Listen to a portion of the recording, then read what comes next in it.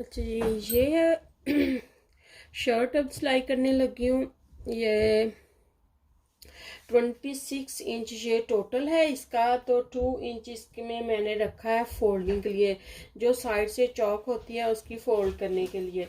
और तकरीबन 42 इंच इसकी लेंथ है।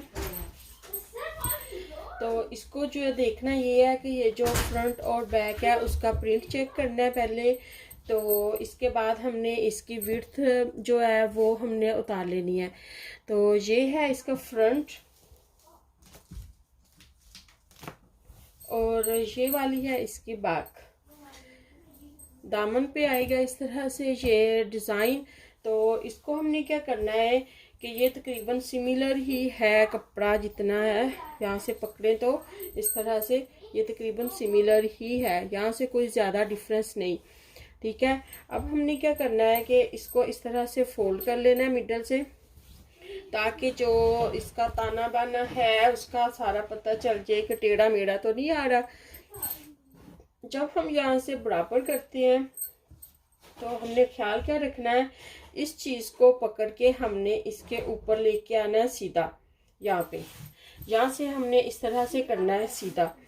तो हमने बिल्कुल ये जो कॉर्नर है यहाँ से हमने इनको मैच करने की कोशिश नहीं करनी, बल्कि हमने जो है ये जो दरमियान वाला हिस्सा है इसको इस तरह से पकड़ के, ये वाला कॉर्नर और दूसरा, और यहाँ से पकड़ के हमने सीधा सीधा रखना है। अगर यहाँ से टेढ़ा होएगा तो ये वाला हिस्सा जो है, तो अगर हम इसको यहाँ से अगर इसकी सही सिलाई नहीं आई है बराबर, तो ताना बाना जो है ये जो इसकी बुनती है वो टेढ़ी हुई, तो फिर ये एक साइड पे होगा। अगर ये बराबर हुआ तो यहाँ से बराबर आएगा, अदरवाइज अगर ये बराबर ना हो तो ये इस तरह से होगा।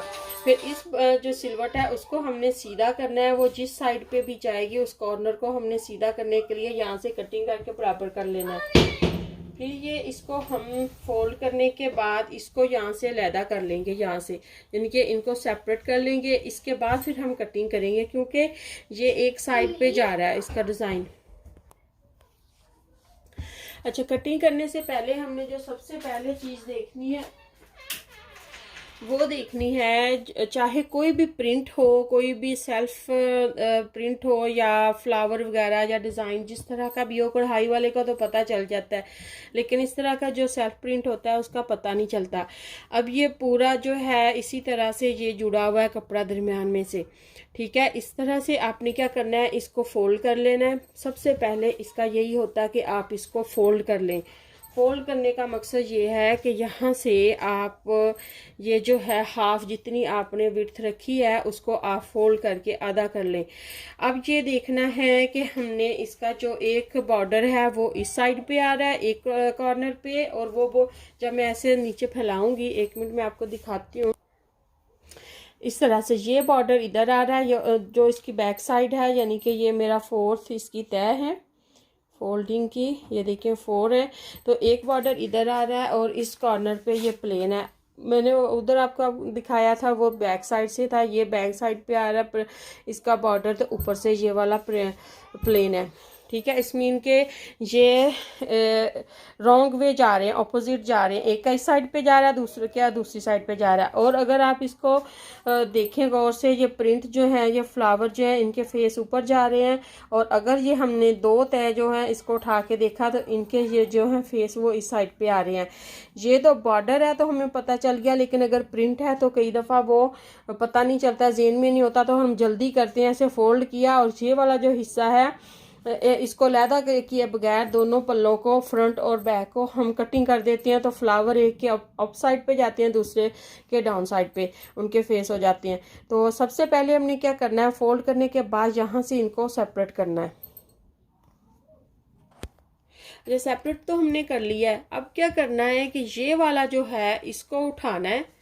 ठीक है, ऐसे यहाँ पे हाथ रखना है, घुमा के इसको नीचे ले जाना है, और जो प्लेन है उसको आपने ऊपर ले आना है। जो फ्लावर जो होंगे जिनका फेस ऊपर वाली साइड पे आएगा, जिनका हेड ऊपर वाली साइड पे आएगा, ये देखें, जिनका फेस ऊपर वाली साइड पे आ रहा है उसी साइड पे हम इस तरह से शोल्डर की कटिंग करेंगे।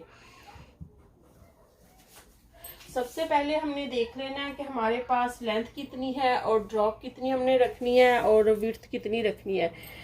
तो इसको हम देख लेंगे इस तरह से, अच्छी तरह से मेजरमेंट कर लेंगे। हमें चाहिए 42 इंच, 42 इंच रेडी चाहिए। हाफ इंच हमने यहाँ से शोल्डर की कटिंग रखनी है।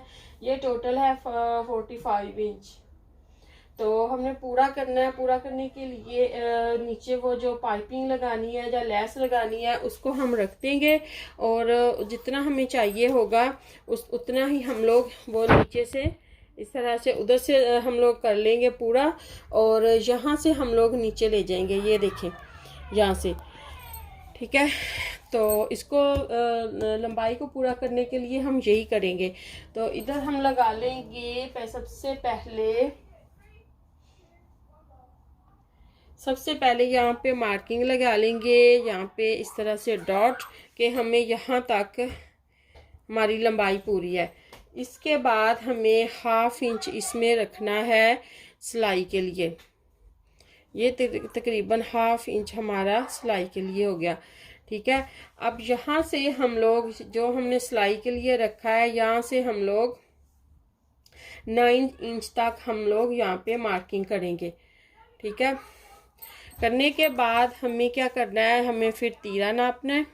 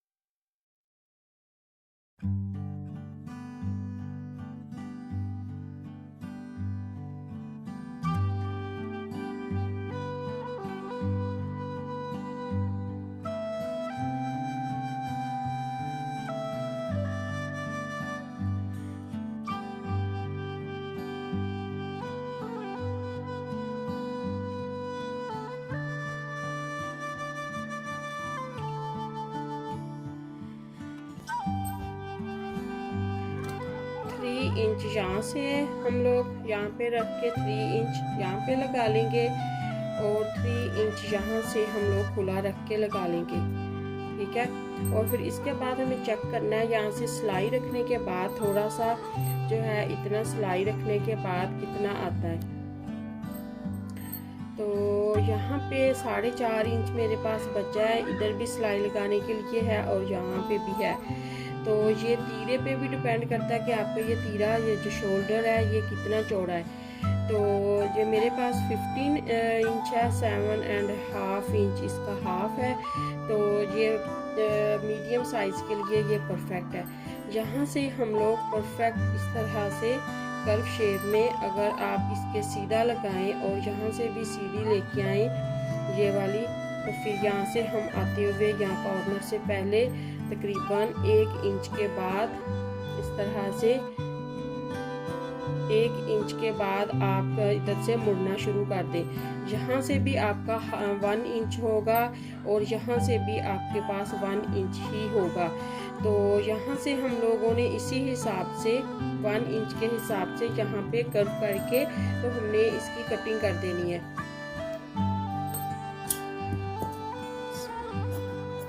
कोशिश करें कि कटिंग पहले अंदर जो है डॉट्स आपने लगाए हुए उसके अंदर करें ताकि ज़्यादा कटिंग ना हो।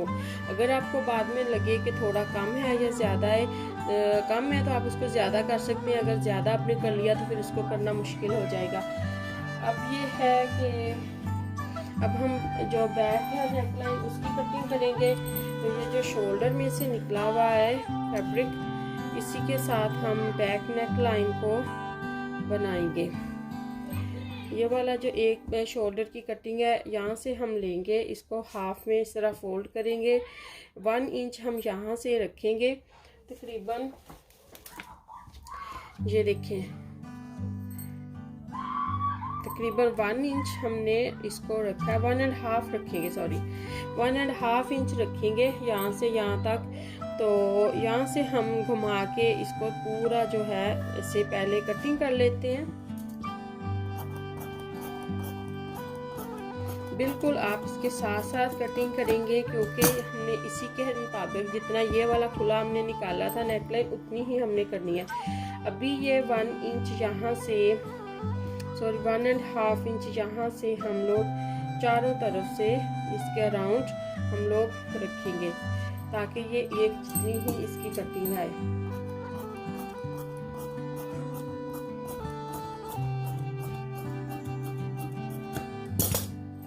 ठीक है, ये इतना ही अब आएगा। अब क्या करना है कि इसको हम देख लेते हैं कि ये हमारा पूरा आता है कि नहीं। यहाँ हम रखेंगे ये और यहाँ से शुरू करते हुए यहाँ चेक कर लेते हैं कि ये आ रहा है, ये बिल्कुल बराबर आ रहा है। ये देखिए, अब साथ साथ सिलाई लगा के इसको स्टिच कर लेंगे और नेक्स्ट वीडियो में मैं आपको बताऊंगी कि इसको कैसे आपने साथ में स्टिच करना है।